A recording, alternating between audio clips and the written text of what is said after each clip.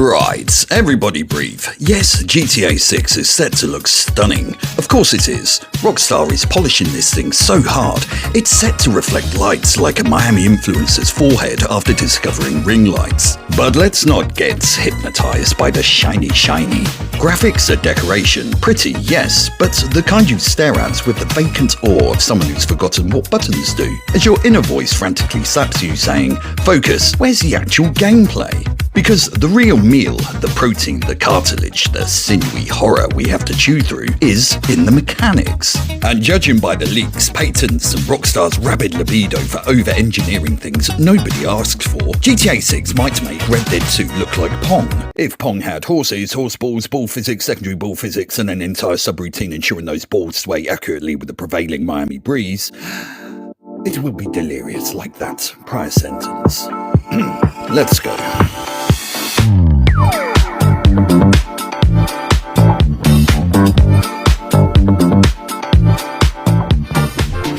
Let's start with the big one. NPC intelligence, and by intelligence I mean they're going to get some, because GTA 5's crowd AI had all the nuance of a panicked IKEA customer. The instant anything happened, their brains went panic, run, swan dive into traffic. But in GTA 6, well, apparently we're leveling up from sentient potatoes to functional idiots. NPCs will now think, probably not well and not safely, but it does raise some delightful new possibilities. Now, don't get me wrong, NPCs in GTA 6 still have to be morons. I mean, that's non-negotiable. Humanity is set to the bar so low it's practically a trip hazard.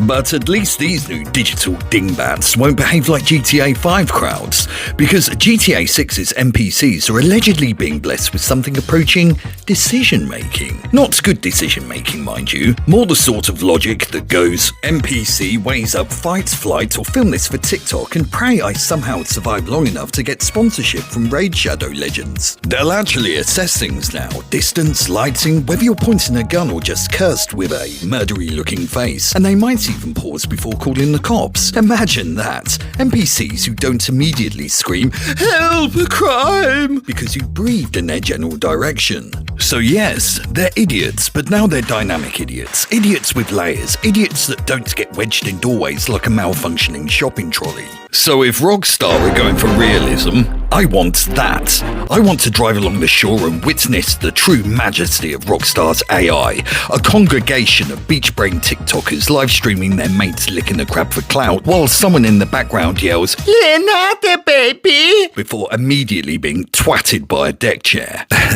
Not because I hate people much, but because finally a game would let me express the primal joy of flattening the modern everyday moron with cutting-edge ray trace precision. Yeah. Buckle in tight, buckos. It's only getting madder. GTA 6's weather system, according to the leak mill, won't just be rain and wind effects, because apparently Rockstar have built something approaching actual meteorology. According to leaks, it's not just going to be about pretty rain. Think more storms, localized flooding, hurricanes that don't just blow, they'll tear shit up like a toddler on espresso with a vendetta, and NPCs to have something really fuck up their day. I think what I'm really going to enjoy is watching them sprint, panic, and run for shelter, trying to film the incoming tornado while proudly announcing, "Bruh. Content, bruh. Seconds before becoming the content." Sorry, my inner sadist coming out there. So yes, whether with a real agenda, whether that interferes with missions, breaks escape routes, and occasionally declares your straightforward escape plan invalid. Next up, apparently GTA 6 isn't content with giving us nicer palm trees and shinier puddles. Rockstar are also allegedly stuffing the game with proper vehicle physics. We're talking realistic handling this time around, leading to the sort of violent body rolls that make you genuinely consider apologizing to your car. Maybe it will have me think twice about driving a sports car as if built like a fucking bulldozer. Probably not, though.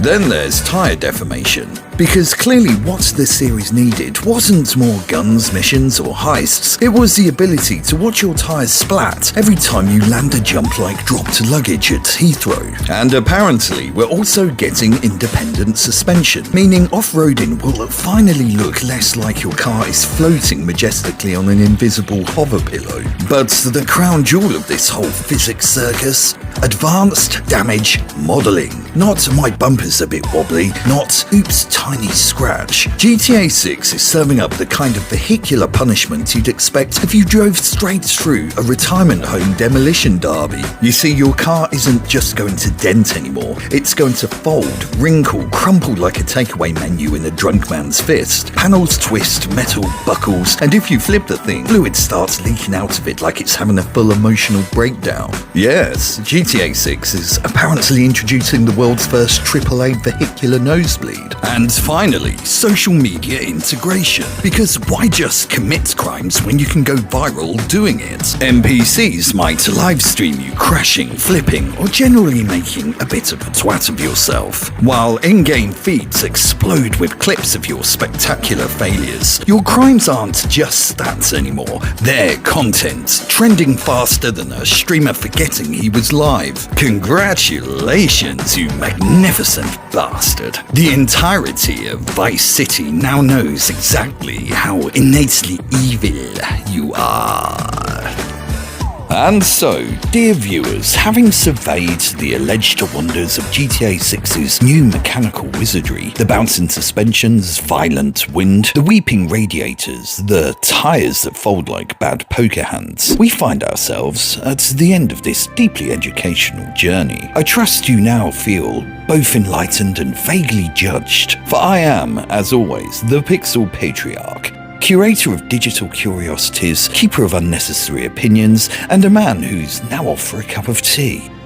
If you found yourself entertained, informed, or simply staring in confused admiration, do tap the appropriate buttons of approval, subscribe, like, comment, or send a like via carrier pigeon. I'm a modern kind of guy, I accept everything.